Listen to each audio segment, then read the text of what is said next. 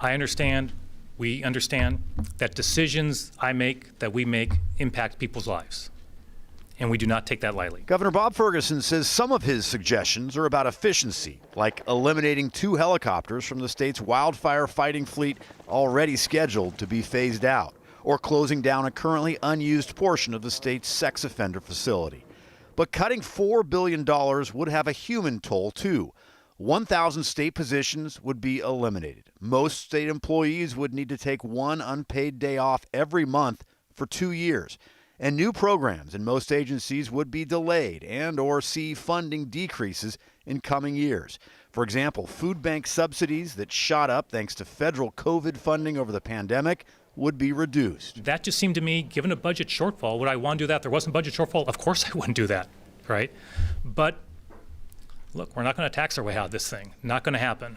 $15 billion is a lot of money. 4-year colleges face cuts that could increase tuition, says Western Washington professor Bill Line. What the governor's plan is saying is that 4-year higher education is only for rich kids. We're already in crisis in long-term care. Claire Belfi Rice works at an Olympia nursing home and says her residents and coworkers need more support from the state, not less. Do I change this person's brief or do I brush their teeth? Because I don't have time to do it all, no matter how hard I work, no matter how fast I walk, no matter how efficient I get.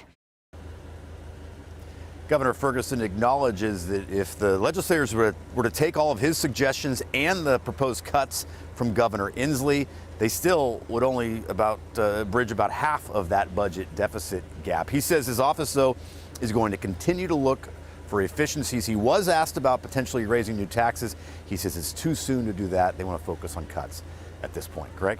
So back to the budget. What do the legislators who will be writing the budget think about the list of cuts that the governor put forth? Yeah, they both sides seem to appreciate the input and the suggestions. The Republicans don't think these cuts go far enough. The Democrat who heads up the Senate's Budget Committee, Senator June Robinson, she says we need to be careful about having cuts that go too deep, especially if they're not offset with some tax increases, which they will be looking at over the next 2 months here. Sure, we'll be hearing a lot more about it. Drew, thank you.